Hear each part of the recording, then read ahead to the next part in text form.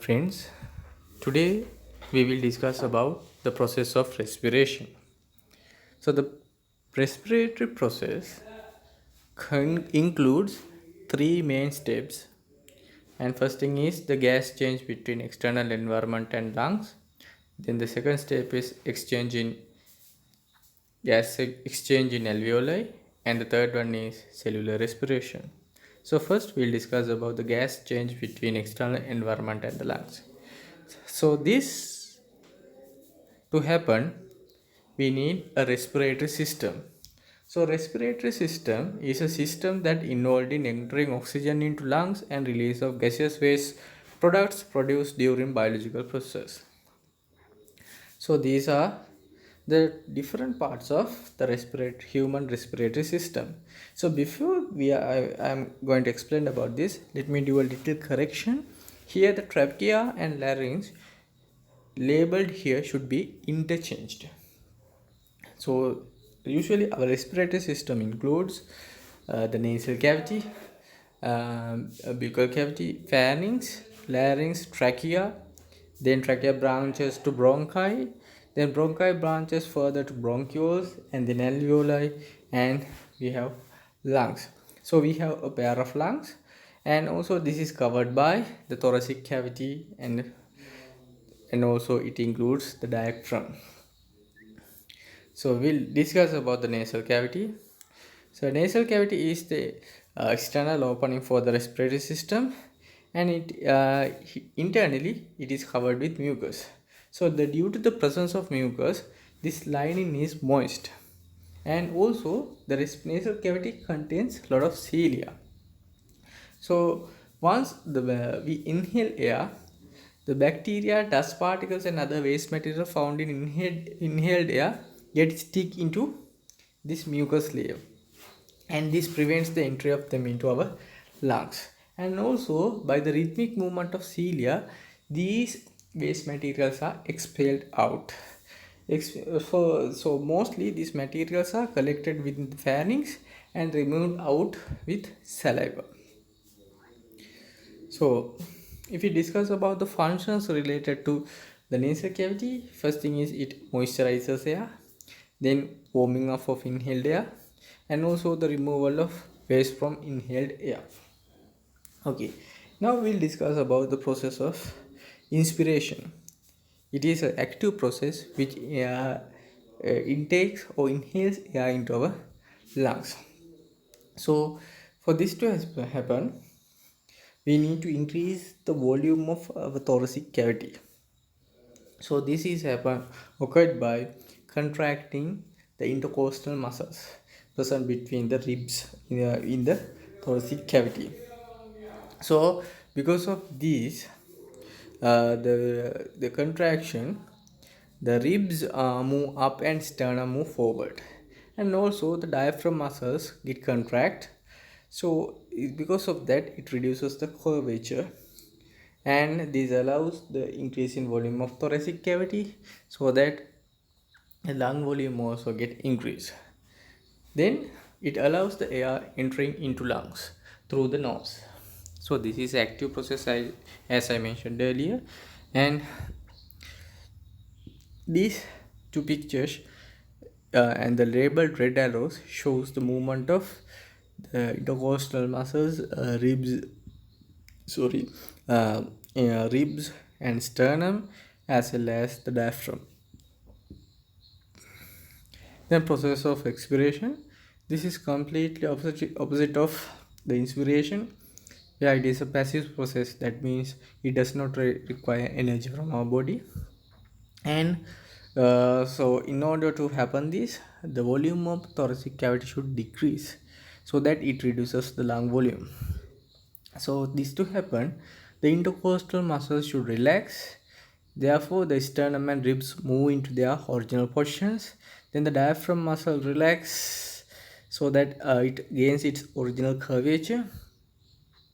Then the volume of lung volume decreases, and thereby it allows the gas inside the lungs to move out through trachea and the nasal cavity to the external environment. So here again these arrows shows the movements of the ribs, sternums, and the diaphragm during the expiratory process. And here this small video shows the process of inspiration and the expiration.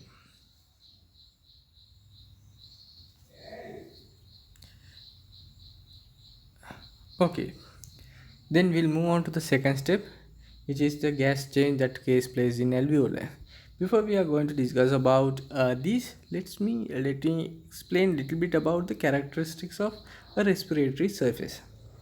So basically, a respiratory surface should be moistened and permeable for gases, and the surface should be thin for diffusion of gases, and it should have a larger surface area to exchange large volume of gases, and this is based on the animal need.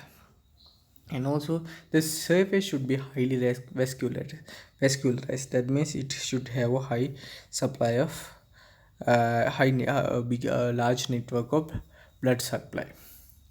And so in humans, alveoli is the respiratory surface, and it has these characteristics: a presence of a blood capillary network around the alveoli. That means it is highly vascularized, and it has a thin alveolar wall so that it allows the passage of air. Then the surface is moist, and also presence of large number of alveolar sacs is the other feature. Then let's see how the gas exchange occurs within the alveoli. So this is occurs through the process known as diffusion. Diffusion is the movement of air from a region of higher concentration to lower concentration. So here, if you consider about the movement or diffusion of oxygen within alveoli, the oxygen concentration is high, and within blood capillaries, in blood capillaries it receives mostly the blood without oxygen. So therefore, oxygen concentration within the blood capillaries is lower. Therefore, oxygen moves from alveoli into blood capillaries. So in the same way, if we consider about the carbon dioxide concentration, it is really high in blood capillaries, and it is really low in alveoli. Therefore, the carbon dioxide gas moves from blood capillaries into alveoli via diffusion. So this is the process that involves in the diffusion of gases within alveoli.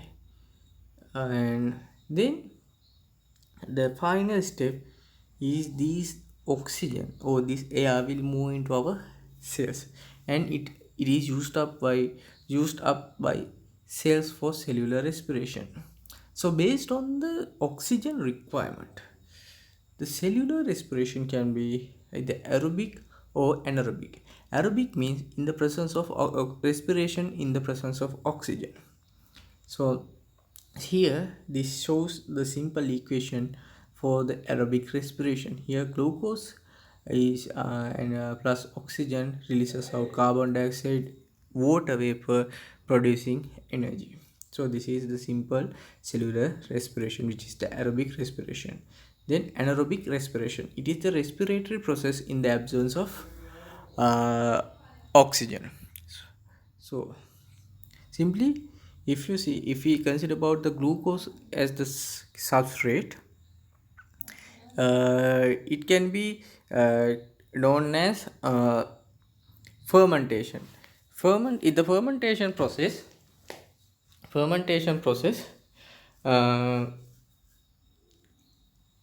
we use glucose to form different products. So for example, here you can see a glass of beer. That means it contains alcohol. So since the final product is alcohol, this process known as alcohol fermentation. So this is mostly done by yeast, and yeast utilize glucose in the absence of oxygen to form ethyl alcohol. And have you ever experienced these muscle cramps? So muscle cramps also due to anaerobic respiration. During this process, in the absence of oxygen, our body muscles utilize glucose to form lactic acid.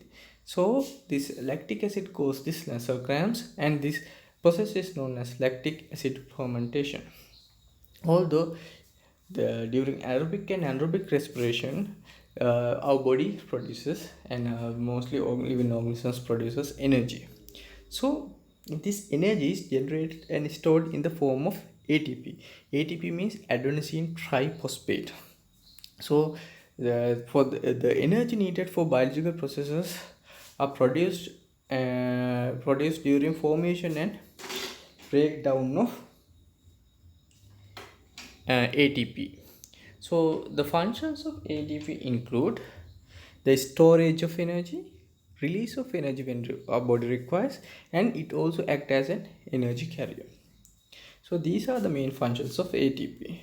And not also, then this is all about this process of respiration, and hope you have learned something about the process of respiration. If you have any doubts about this, you can comment us. And have thank you and have a nice day. Goodbye.